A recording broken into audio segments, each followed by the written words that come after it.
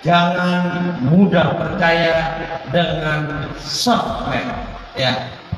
Karena beliau nantinya tidak akan bisa tidur, Bapak sekalian.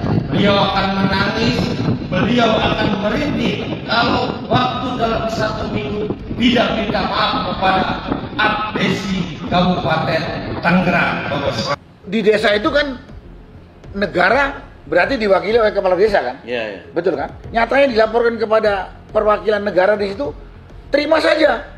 Ini bagian dari perubahan. Loh, ini perubahan apa? Saya bilang kalau kali ditutup kampungmu banjir, saya bilang. Ya, ini informasi dari tokoh masyarakat. Kepala desa itu senang kalau ini tanah dibeli oleh pengembang. Karena semua jual beli, proses jual beli itu pasti ditandatangani oleh kepala desa. Nggak ada jual tanah beli. Dan tiap meter dari tanah yang dijual itu dia dapat antara 2.000 sampai 7.000 per meter. Itu sumber dari sana. Sumbernya ada pada saya.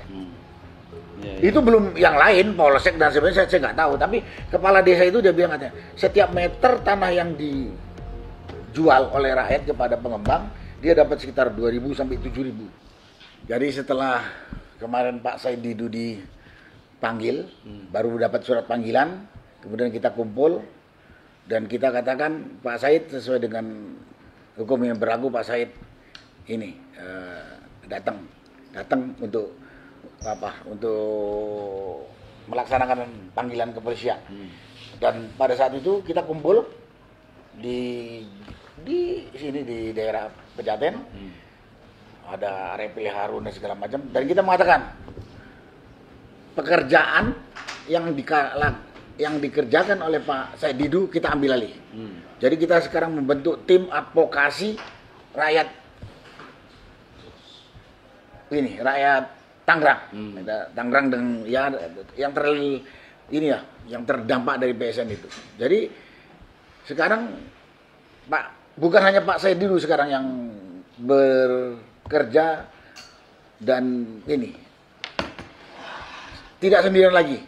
Sudah ada tim. Salah satu diantara ya saya, Pak Marwan dan lain sebagainya.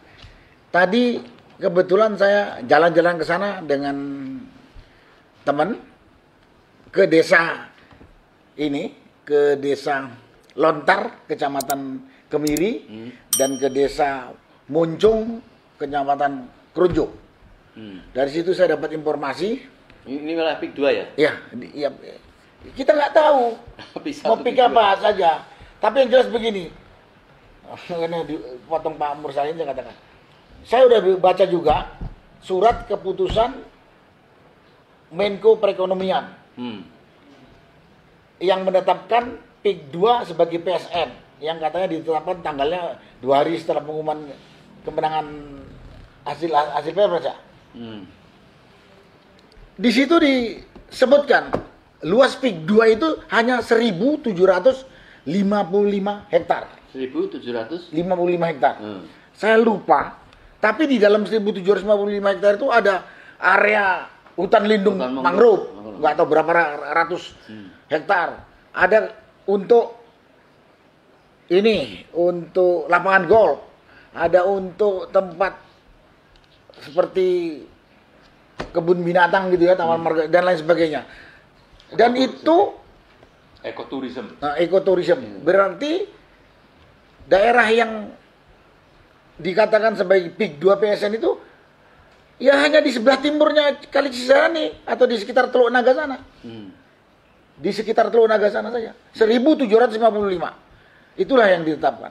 Tapi faktanya saya tadi lihat itu di baratnya Kali Cisadane sampai ke Tanara perbatasan Tangerang itu juga digarap. Dan mereka itu pantai sudah hampir semuanya dikuasai oleh mereka, dibeli daerah pantai itu. Dan mereka tetap memaksa dengan harga 50.000 tadi. Kecuali ada orang tertentu yang dianggap mereka susahnya musirnya dikasih lebih. Nah, karena itu saya katakan tadi kepada masyarakat, Pak, yang masuk area PIK 2 PSN itu hanya yang ada di sekitar Teluk Naga sana, 1.705 udah. Daerah ini tidak termasuk dalam proyek strategis nasional itu. Jadi dia kalaupun mau beli di sini, belilah sesuai dengan proses jual beli biasa. Kalau bapak nggak mau jual, dia nggak boleh paksa. Kalau dia mau beli 50.000, kalau bapak nggak mau, nggak usah kasih. Kalau dia maksa, ya silakan diapain, dilawan, dia bilang gitu. Jadi di sini, ya ingat lagi dengan tulisannya si Said Didu. Proyek PIK 2 PSN, dalam proyek PIK 2 PSN terjadi penyelundupan hukum. Kalau ya apalah istilahnya, kalau saya bilang terjadi penipuan dan penindasan terhadap rakyat. Proses pengambil alihannya itu ya? Iya. Kenapa? Di sana rakyatnya sangat menderita. Tadi saya tanya, kenapa kok rakyat ada yang mau menjual? Pak, rakyat sini susah, Pak. Apalagi yang sudah terlibat pinjol. Sudah terlibat pinjol, Pak, katanya. Dan lain-lain. Bahkan ada juga di sini narkoba juga cukup besar. Nah, orang-orang yang sudah tergantung pinjol dengan narkoba tadi, begitu tanahnya ditawar 50.000, bahkan 30.000 dikasih. Dibeli. Di tempat lain juga kadang-kadang ada juga yang apa? Yang punya masalah ekonomi lah. Dibeli. Kemudian tadi ada tanah negara. Diuruk sama dia. Tanah negara itu berbentuk sungai. Itu di Desa Muncung, Kecamatan Kronjo. Dampak dari sungai yang ditutup oleh ini PT BKPN kalau nggak salah namanya. PT BKPN itu apa itu kontraktornya dari PIK 2 ASG. Sungai, dampak dari sungai ditutup ini, saluran air ke bawah nggak jalan. Tambak di sana, ikan mati. Ikan hilang. Dampak lagi ke kampung, kalau nanti hujan deras seperti sekarang ini banjir. Mungkin Pak Narto bisa menjelaskan. Tunggu. Kenapa nggak dilawan? Saya udah lapor kepala desa. Kepala desa bilang itu dampak perubahan. Nanti akan berubah. Kalau nggak ada pengurus nggak ada perubahan. Lah berubah daerahnya, terus apanya kau berubah jadi lebih menderita, saya bilang. Tambakmu mati, kampungmu tenggelam, saya bilang. Lapor ke Polsek. Saya katakan ini, lapor kepala desa, itu di Desa Muncung, Kapolsek juga di Kecamatan Kronjo. Apa jawabannya? Itulah dampak perubahan. Ya terima saja. Seperti itu. Kalau sudah begitu, kau terima nggak? Enggak. Ya kau hukum kamu mulai main. Saya bilang, kumpul rakyat, lawan, saya bilang. Seperti itu tadi. Jadi Pak Narto melihat bahwa proses katakanlah tadi perubahan lah ya, yang dilakukan oleh swasta di lapangan itu, dia menghadapi masyarakat dengan sendirinya melakukan jual beli kemudian untuk dilakukan katakanlah PSN tadi, atau dia bagaimana berhubungan dengan tanah pemerintah yang itu milik pemerintah, apakah swasta itu atau negara hadir nggak di dalam proses-proses itu, Pak? Di desa itu kan negara berarti diwakili oleh kepala desa kan? Iya. Betul kan? Termasuk ada polisi, termasuk juga di situ ada tentara seharusnya kan, Koramil kan. Nyatanya dilaporkan kepada perwakilan negara di situ, terima saja. Ini bagian dari perubahan.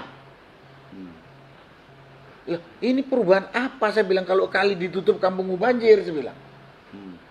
Kalau kali punya negara ditutup, tambakmu juga nggak berini. Ini adalah penyalahgunaan. Ini adalah perampasan asetmu. Kau punya kewajiban untuk mempertahankan. Kalau nggak bisa, ya buat hukum sendiri, saya bilang. Kalau nanti kemudian ada pengusutan, harus bisa ngomong.